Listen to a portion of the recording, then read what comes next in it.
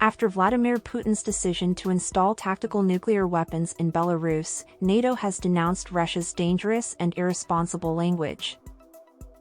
The organization is closely watching the situation and has stated that the move will not modify its own nuclear strategy. The United States stated that it does not believe Russia is preparing to use nuclear weapons.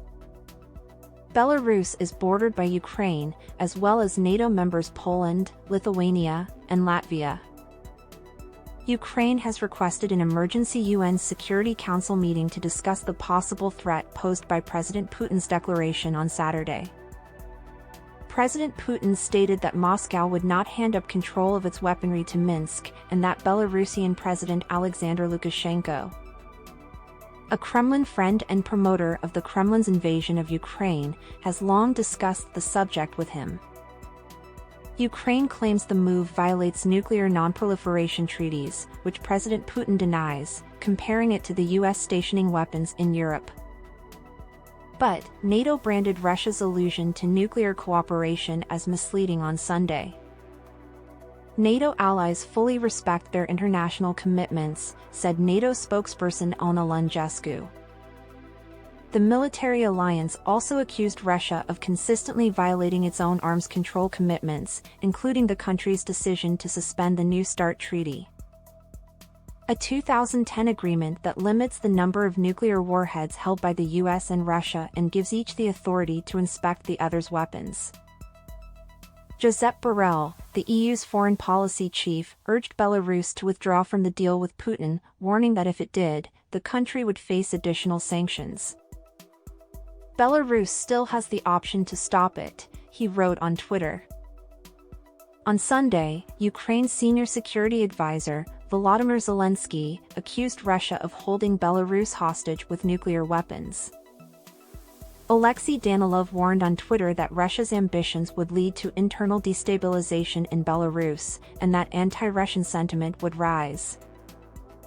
Svetlana Tsikhanouskaya, an exiled Belarusian opposition leader, said Russia's deployment of nuclear weapons in her country grossly contradicts the will of the Belarusian people and would make it a potential target for retaliatory strikes. Nevertheless, Yuri Sak, an advisor to Ukraine's defense minister, told the BBC that Ukraine was used to Russian nuclear threats and that the deployment in Belarus would not influence the result of the battle. They cannot win this war because it is unsustainable and unwinnable for them, he added. They cannot beat Ukraine because we have been living with the hypothetical danger of a nuclear strike from day one of the large-scale invasion. Mr. Sak said that Russia's behavior was nothing new, as it had been stationing military equipment in Belarus since the beginning of the war in 2022. Another top assistant to President Zelensky, Mikhailo Podolyak, called the action scare tactics and claimed the Russian leader was too predictable. The likelihood of nuclear war escalation following the declaration, according to analysts at the U.S. think tank Institute for Conflict, remains very low. President Putin stated in his Saturday address that a small number of his Condor tactical missile systems capable of launching nuclear weapons had already been transferred to Belarus.